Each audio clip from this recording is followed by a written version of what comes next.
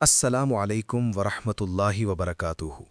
ناظرین کرام، آج ہم ایک بہت اہم موضوع پر بات کرنے جا رہے ہیں: کاروبار میں برکت۔ ہم سب چاہتے ہیں کہ ہماری کمائی حلال بھی ہو، زیادہ بھی ہو اور اس میں برکت بھی ہو۔ لیکن سوال یہ ہے کہ اسلام ہمیں کاروبار کرنے پر اتنا زور کیوں دیتا ہے؟ آئیے قرآن و حدیث کی روشنی میں سمجھتے ہیں۔ اسلام اور تجارت کا تعلق۔ سب سے پہلے یہ سمجھ لیں کہ اسلام محنت اور حلال روزی کو عبادت قرار دیتا ہے۔ قرآن مجید میں اللہ تعالیٰ فرماتے ہیں، اور نماز قائم ہو جائے تو زمین میں پھیل جاؤ اور اللہ کا فضل تلاش کرو۔ سورۃ الجمعہ 64 نمبر 10۔ یہاں فضل تلاش کرو سے مراد حلال رزق اور کاروبار بھی ہے۔ ہمارے پیارے نبی حضرت محمد صلی اللہ علیہ وسلم خود بھی تجارت کیا کرتے تھے۔ نبوت سے پہلے آپ صلی اللہ علیہ وسلم ایک کامیاب اور دیانتدار تاجر تھے۔ اسی وجہ سے آپ کو الصادق اور الامین کہا جاتا تھا۔ یہ ہمیں کیا سکھاتا ہے؟ کہ کاروبار صرف دولت کمانے کا ذریعہ نہیں، بلکہ یہ سنت نبوی صلی اللہ علیہ وسلم بھی ہے۔ صحابہ کرام اور تجارت۔ اکثر بڑے صحابہ کرام بھی کامیاب تاجر تھے۔ مثلاً حضرت عبد الرحمن بن عوف جب مدینہ ہجرت کر کے آئے تو ان کے پاس کچھ نہیں تھا، لیکن انہوں نے کسی سے سوال نہیں کیا، بلکہ فرمایا، مجھے بازار کا راستہ بتا دو۔ چند ہی سالوں میں وہ مدینہ کے امیر ترین صحابہ میں شمار ہونے لگے۔ لیکن یاد رکھیں، ان کی دولت میں برکت اس لیے تھی کیونکہ وہ صدقہ، خیرات اور دیانتداری سے کام لیتے تھے۔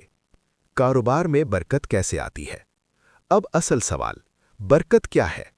برکت کا مطلب صرف زیادہ پیسہ نہیں ہوتا، بلکہ کم مال میں بھی سکون، خوشحالی اور فائدہ ہونا برکت ہے۔ اسلام ہمیں چند اصول سکھاتا ہے۔ نیت درست کریں۔ کاروبار صرف دولت جمع کرنے کے لیے نہیں، بلکہ گھر والوں کی کفالت، حلال روزی، صدقہ و خیرات، امت کی خدمت۔ جب نیت خالص ہوگی تو اللہ برکت عطا فرمائے گا۔ دیانتداری۔ نبی صلی اللہ علیہ وسلم نے فرمایا، سچا اور امانت دار تاجر قیامت کے دن انبیاء، صدیقین اور شہداء کے ساتھ ہوگا۔ سوچئے، صرف سچ بولنے اور ایمانداری سے کاروبار کرنے پر اتنا بڑا مقام۔ دھوکہ اور جھوٹ سے بچنا۔ آج مارکیٹ میں جھوٹے وعدے، ملاوٹ اور دھوکہ عام ہے، لیکن یاد رکھیں، ایسا مال وقتی فائدہ دیتا ہے مگر برکت ختم کر دیتا ہے۔ زکوٰۃ اور صدقہ۔ جو شخص اپنی کمائی میں سے زکوٰۃ ادا کرتا ہے، اللہ اس کے مال کو پاک اور بڑھا دیتا ہے۔ صدقہ مال کم نہیں کرتا، بلکہ بڑھاتا ہے، یہ اللہ کا وعدہ ہے۔ اسلام کاروبار پر فوکس کیوں کرتا ہے؟ اسلام ہمیں خود کفیل بنانا چاہتا ہے، تاکہ ہم کسی کے آگے ہاتھ نہ پھیلائیں، تاکہ ہم دوسروں کی مدد کر سکیں، تاکہ معاشرہ مضبوط ہو۔ جب مسلمان کاروبار میں مضبوط ہوگا تو غربت کم ہوگی، روزگار بڑھے گا، امت مضبوط ہوگی۔